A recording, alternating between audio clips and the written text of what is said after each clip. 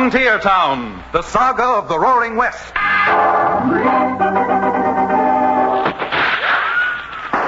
Frontier Town. El Paso, Cheyenne, Calgary, Tombstone. Frontier Town.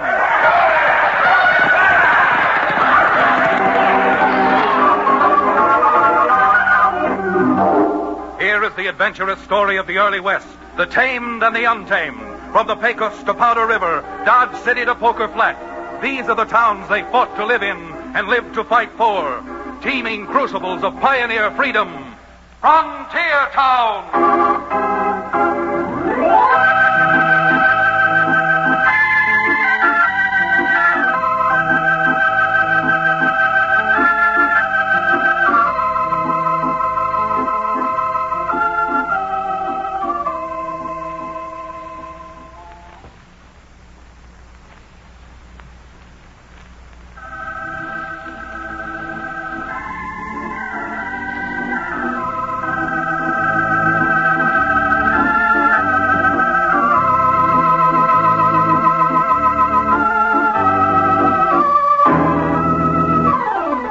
Hello there. If you ever happen to be in the frontier town called Dos Rios, well, here and now you've got an invitation to look me up. My office is over Cherokee O'Bannon's Dos Rios livery stables, and I'm Chad Remington, frontier lawyer. Now, don't go misunderstanding my invitation. I'm not aiming to say that when you're in Dos Rios, or even on the frontier itself, you're going to need a lawyer. But being a lawyer, and a frontier lawyer at that, I'm certainly equipped to tell you a yarn or two to pass your time waiting between stagecoaches. Now, of course, they say that a good salesman always shows his samples. So, here's a sample of a yarn and an adventure which I'm only too happy to spin for you.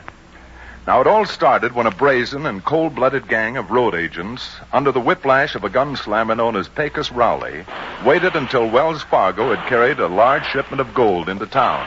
And then they swooped down, guns blazing. Stand the door! Don't let him get away! Stand the door! Cherokee, come on! Up this way with me! Hey, just keep riding, Chad. I'm right behind you.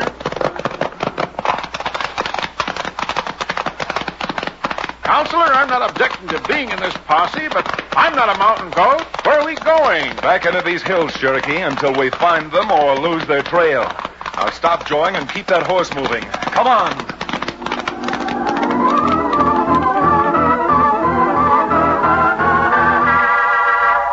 It was only a 50-50 chance cutting off that way back through the crags, and instead of finding Pecos Rowley and his crew, we lost their trail. But there was enough evidence of which way they went. So, when upon returning to town, I found that Wells Fargo had posted a $5,000 reward, I euchred Cherokee into packing a bedroll, and both of us set off through the narrow confines of Steamboat Pass, heading for the broad, sweeping valley we called the Green Hills country. I think this whole thing is a lot of nonsense. And a wild goose chase. That doesn't sound like you at all, O'Bannon. $5,000 would buy a lot of things. Including the one thing you like best. And the counter-irritants to cure your hangover after. Bosh, piffle, and fiddlesticks. Besides, with a bloodthirsty killer like Pecos, whatchamacallit, an excursion of this nature is fraught with danger. Danger? Yes, with danger. How do you know where he's hid now? Where he might be? Why, any moment riding along here, he might spot us over the sights of his rifles and... Down, Chad! We've been discovered by that polecat. That polecat you're talking about, Cherokee, doesn't seem to be any more than a pole kitten. Here, you see him over there? About 10 years old and not even ankle high to a prairie dog. Well, by the bear, the top of the prophet. An adolescent ape like that has no business packing a gun. Hey, you. You, youngster. Come on over here. Come on, you pint-sized Imperial Pass. Shake it up. I'm coming. What's your hurry, Tenderfoot? Tenderfoot? Why, you sawed-off son of Satan's stepchild. I've got a good mind. Hold it, Cherokee. Here comes someone riding up. Maybe this is his father. Over here, mister. You go and snitch on me and I'll bust you both one. Ho, boy. Something wrong here? I heard a shouting. Well, I'll be dogged and branded Chad Remington. Ike Davis. Now, what in name of all that's sacred are you doing out here in Green Hills country? Last I heard of you had a place over in San Juan Basin. Been over here for most 2 years now, Chad. See, you ain't changed none, Cherokee. A moment ago, I was almost changed. This rambunctious, rowdy little runt almost blew my head right off my shoulders. I did not. And with that purple nose for a target, I don't see how even a child could miss. Oh, but seriously now, a Winchester 30-30 is nothing for a youngster this age to play with, Ike. I know, Chad. And believe me, he wasn't playing. What? You have the audacity to stand there and defend this immature imp? Moreover, you're starting to sound as if you were his father, which, beg your pardon, we know you're not. Well, I don't blame you for not knowing, Cherokee. But I am Mickey's father. His father? Now, wait a minute, Ike. If you're trying to pull my leg, it doesn't stretch that far. I've known you for 15 years. This youngster must be at least 10, and up to 2 years ago, you weren't married. That's right, Chad. But if you ride over to my place, you can just see the roof of it through those trees. I've got a lot to talk to you about, and a lot to explain.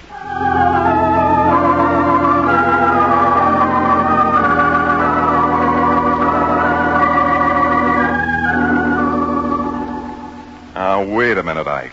You'll have to go a little more slowly. Now, tell me that last part just once more. About how you got married. Well, I thought by moving to the Green Hills country, I might do better than I did over in the San Juan Basin. But with no money and not being able to hire much help, things got worse instead of better. Uh-huh. So, being able to do most of the outside work myself, what I needed was a woman to look after the house and the little chores. Well, to make a long story short, I run an ad in one of them matrimonial magazines. You mean that you actually advertised for a wife? I did, and I got one. And I must say that Nellie's a fine girl. Fine girl. Oh, then this young hoodlum is her son, is that it? Mickey? Oh, he really isn't so bad. Trouble is, this is the first time he's ever been out in the country. You see, the man Nellie was married to before was an Easterner. He came from Brooklyn. Well, that certainly explains a lot, except for one thing. Just how is it you let a 10-year-old youngster pack a rifle? Well, to tell the truth, in the last couple of days, we've been looting food out of our cellar. We don't know how or who's been stealing it, but it's got so bad that unless we put a stop to it, we're going to be going hungry ourselves pretty soon. Well, I'd certainly be careful with a youngster who's new to the West handling a gun. And now, Ike, I'd like very much to meet your wife. Oh, Nellie'll be in pretty soon. She's out in the barn doing the milking. You see, I run a few head of cattle, but trying to do it all myself, even with the little help I get from Mickey, it can't amount to much. For instance, right now, I should be bringing the hay for the winter feed. Well, if Cherokee and I can be of any help while we're over here, we'd be only too happy to give you a hand. Ah, Chad, in the first place, you forget what we're over here for. And in the second place, when I bend my elbow, I'm not in the habit of bending it with a pitchfork. Well, a little bit of honest work won't do a bit of... Oh, come on in, Nellie. I want you to meet two of my old friends from Dos Rios. Well, any friends of Ike's are certainly friends of mine, I always say. Chad Remington and Cherokee LeBannon, my wife, Nellie. How do you do? Well, I'm very pleased to make your acquaintance. I'm sure likewise. Nellie, Chad and Cherokee are going to stay here for a few days and help us get in the hay. Well, that's certainly nice of them. When Mickey was a little baby, we spent a 2 weeks vacation down at Bensonhurst. That's on Long Island. And I was surprised to see how everybody went out of their way to help their neighbors. Well, it's the same way out here, Mrs. Davis, except that if we Westerners didn't help one another, we wouldn't have much of a West. Oh, ain't that the truth? Except we got some neighbors now who keep helping themselves to our food without us knowing anything about it. Neighbors? Yeah, that's what I was telling you about. Of course, we don't know who it is, but if we ever find him, they're going to have a hide full of buckshot. Cherokee, to get the hand done, we'll split up into two teams. I'll work with Ike, and you and Mickey can work on another rig. Mickey? Yes, What? Mickey. And the point I'm trying to make is this. While you're out haying, you keep your eyes open and your gun handy.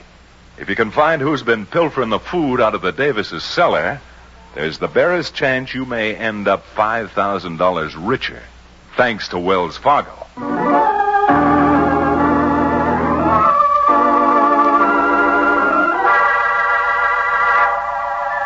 Of course, I mentioned the $5,000 to get Cherokee to go to work, having no idea that the wide loop I was throwing might settle awfully close to the truth. Because Pecos Rowley and Lefty, one of his men, were hidden out not 2 miles from Ike Davis's little ranch. Well, Pecos, how about it? We sure could use some more food. All you seem to do while we're hiding out in this barn is to eat. Nothing but eat. Yeah, I know, Lefty. And with every sheriff between Dos Rios and Denver looking for us, I don't dare show my face for a while. And just hanging around makes me nervous. And hungry. Well, it's a good thing this deserted place is just a couple of miles from that Davis ranch, or we'd be eating twigs and grasshoppers. How about it? Want to ride over there and sneak into their cellar again? Yeah, but I sure don't like walking them 2 miles over there, them 2 miles back, loaded down. Well, why can't we take the horses? Yeah, and have someone spot us? Nothing doing. Not while the hay in that field is up to our shoulders and we can walk through it without being seen. Come on, I'm getting hungry again. Let's go.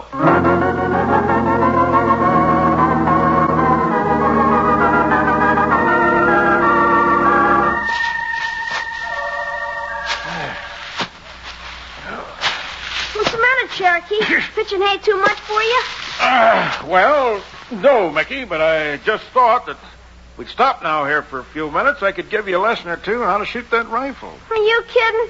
I bet you couldn't hit the broadside of the Flatbush Avenue car barn. Oh, I can't, eh? Here, give me that Winchester and I'll show you. Now, the first thing to do is to hold the rifle lightly. Don't pull the trigger. Squeeze it slowly, like this. Now, pick a target the other side of the hayfield. Show you how to aim.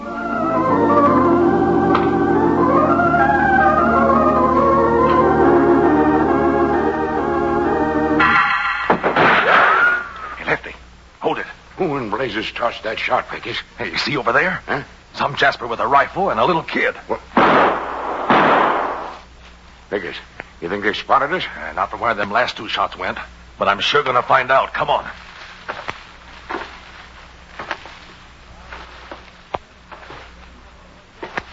How are you getting the idea, Mickey? Why, you ain't in nothing yet. We're back in Brooklyn. I'd take you down to Coney Island to a shooting gallery and teach you. Wait a minute, Lefty.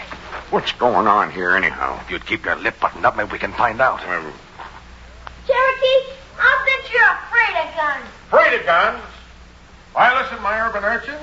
You know the reason why Chad and I are up here in the Grass Hills country?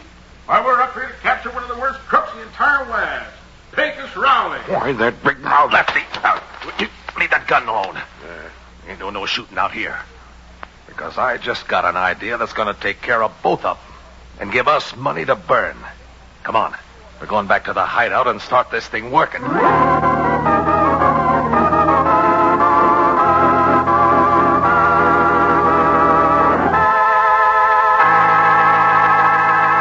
We'll return to the second act of Canyon of Wanted Men, our exciting frontier town adventure, in just a few moments.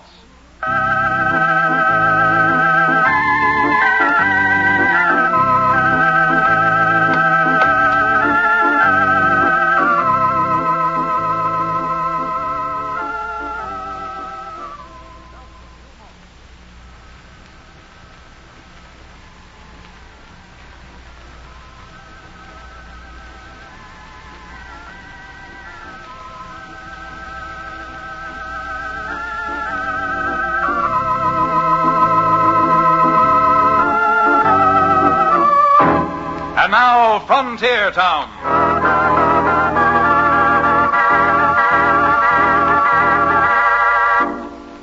Of course, to spin this yarn, I'm putting the cart before the horse in some places. That is, I'm telling you now what Pecos Rowley and Lefty were doing, although at the time neither Cherokee nor I, nor the 3 Davises, had any idea, not alone that they were in the neighborhood, but that they had spotted Mickey and Cherokee. Well, so I don't get the chronology too confused before we go back to the Davis Ranch, Let's find out just what it is Pecos had in mind when he said that running across Cherokee and Mickey was going to mean money in the bank to him. I don't know, Pecos. Maybe I am stupid, but I still don't see what you're driving at about that kid we seen in the hayfield. Look, you heard what he said, didn't you, while we were walking up toward him? Yeah, but... He said something about Coney Island, didn't he? Sure. Coney Island's back east somewhere, huh? New York, ain't it? That's right. New York. So, a kid that age who knows about Coney Island must come from New York. Must come from New York? How do you know? By putting two and two together, that's how. Ain't you heard? Some of these ranchers out here are taking Eastern dudes in for boarders, like they do at hotels. Well, what if he does come from Coney Island? It certainly was no reason for not ventilating him and that red-nosed monkey with him. What's the matter? You got friends in Coney Island or something? No, you knothead. I ain't got friends in Coney Island. But if you'd ever stop to think, maybe you'd see what I mean. If the kid is a dude who's out here boarding at the Davis Ranch, what does that mean? Yeah, never mind, I'll tell you. It means his old man or his mother has to have a hatful of dinero, that's what. Rich Easterners. Okay, so they're rich Easterners. What's that to us? What's it to us? Oh, nothing.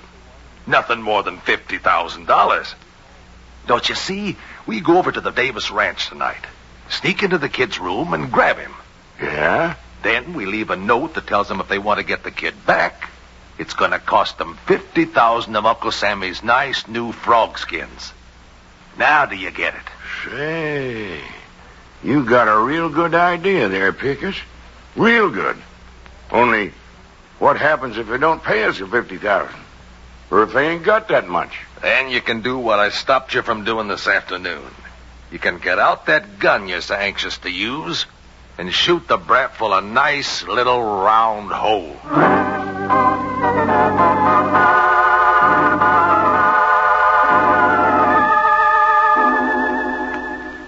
Mickey, Mama doesn't want to tell you again. It's time for you to go to bed. Ma, give me a chance to finish, will you? I haven't told you how Cherokee threw 2 4-bit pieces. Oh, those are $half, Ma. He threw them right up into the air. And before they hit the ground, bang, bang, he put holes in both of them. Well, I must say that's mighty good shooting, Cherokee. It was nothing at all. Nothing, really. It would have been an easier story to believe if Cherokee had thrown Chinese yen up into the air. They got holes in them already. Yeah, but they got square holes. And there's nothing square about good old Cherokee. Well, Cherokee looks as if you've made yourself a conquest. Mickey seems to think you're quite a hero. I sure do. He captured Billy the Kid single-handed. And Cherokee's promised to teach me how to ride a horse. I mean, ride one good. He owns a livery stable. Then, Mickey, you better look out that he doesn't sell you a couple of bottles of his genuine Cherokee Indian rattlesnake oil along with it. All right, Mickey, you've heard your story. Now it's time for you to go to bed already. Oh, look, Ma, I got a keen idea. If you'd let me go riding with Cherokee tonight, so he could really teach me how to ride a horse, and then by tomorrow, I bet you I'd be able to help you with the chores around here. Ride down and bring in the cows, I mean. It wouldn't surprise me a bit if it could help by tomorrow. All right, Ike. What do you think? You're Mickey's father, too, you know. Oh, let him go. An hour isn't going to make much difference. And knowing that Cherokee found that pint bottle I had hidden in the kitchen, it might keep Cherokee out of trouble, too.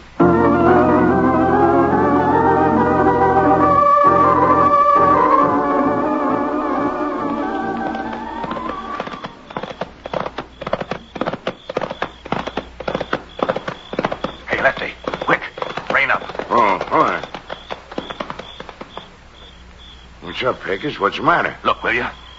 We're playing in luck. Ain't that the kid and the fellow we seen him with this afternoon riding toward us? Yeah, looks that way. Now wait till they're almost on top of us. Here they come, boss. Okay, Lefty. Now start throwing some lead around their ears. All right. Hold it. You don't want to get blasted clean out of your saddles. You're smart, mister. You leave that gun right in its holster. Oh.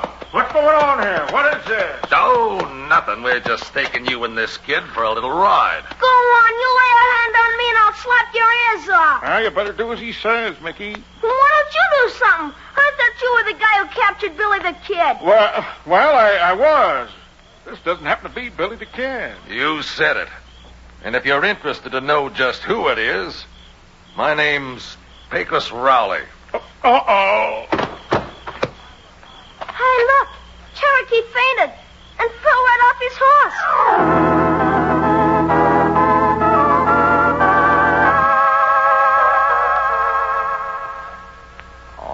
Believe me, Mrs. Davis, I'd give my right arm if I knew what happened to Cherokee and Mickey. No, Chad. You've got to do something. You've got to. Now, don't go to blaming Chad, Nellie. Oh, I'm as much at fault as anybody, I guess. But I think with your help, Ike, maybe we can find them. Oh, Chad, you mean you know what happened to him? Well, about a mile from here, I found tracks where 2 horses had stopped. And I also found some empty shells. Tarnation thunder, Chad. You mean there's been a shooting? I don't know what I mean yet, Ike. Except that the hoof tracks seem to lead past the fence at the south of your hayfield and over through those aspens. Through the aspens? But Ike told me there was nothing over there except an old shack and a barn that are deserted. Deserted, and some folks say haunted. Oh, no. Oh, now, look, man. You got to pull yourself together. You'd better go into the kitchen and fix yourself a cup of strong coffee. Ike, go strap a gun on and get yourself a horse. We got some trailing to do, and I'm afraid that this time every second counts.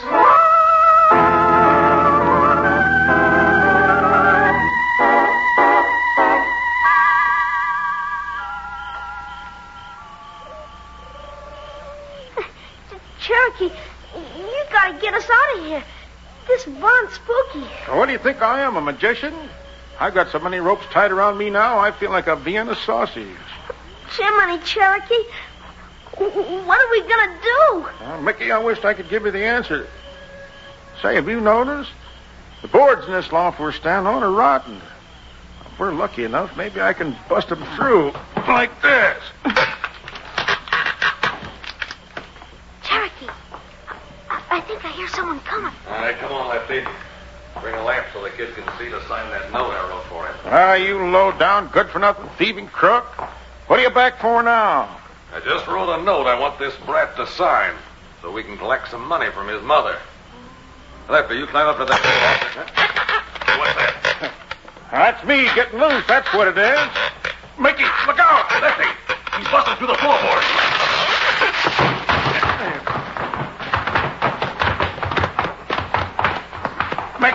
Mickey, run for it. Quick, Lefty.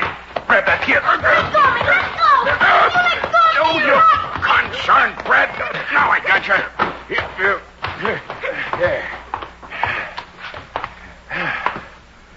Well, thought you give us the slip, did you? Well, we blame near did. Yeah, you blame near did.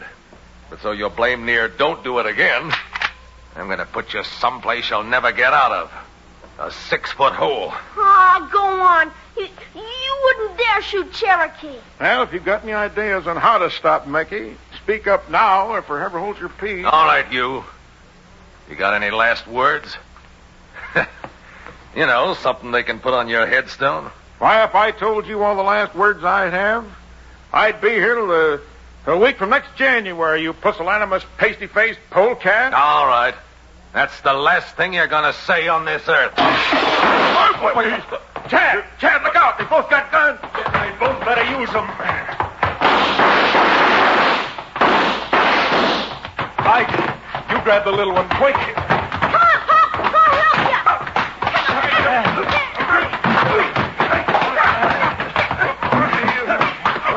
All right, you hold him, Chad, and I'll slug him.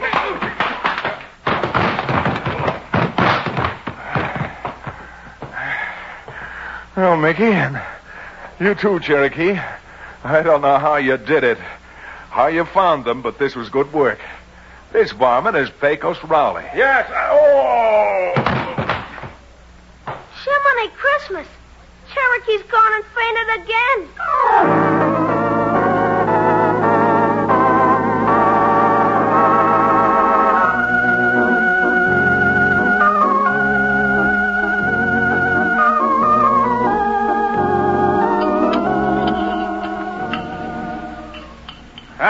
without a doubt, the finest vegetable soup I've ever eaten. In fact, I'd say this soup will grow more hair on a man than my rattlesnake oil.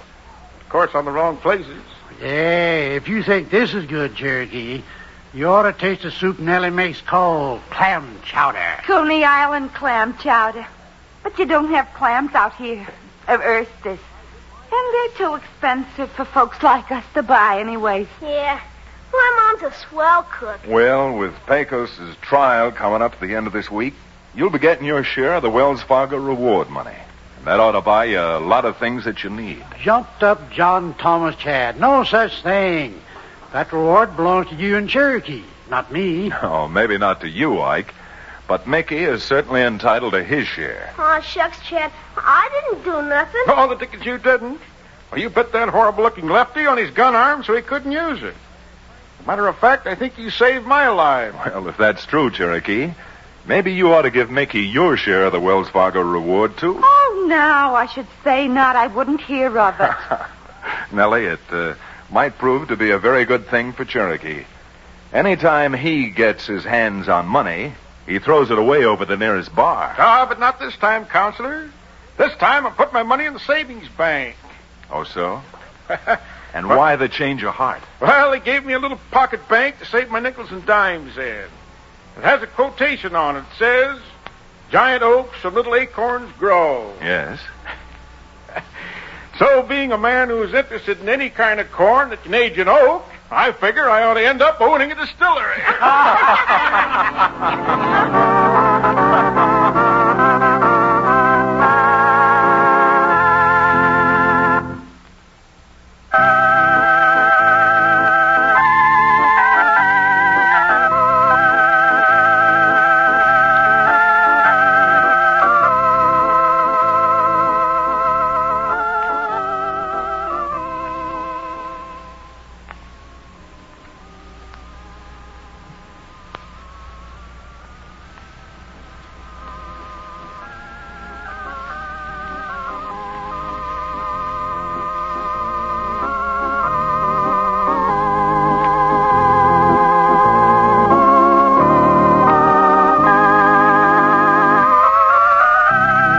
Frontier Town, starring Reed Hadley and featuring Wade Crosby, is a Bruce Ells production.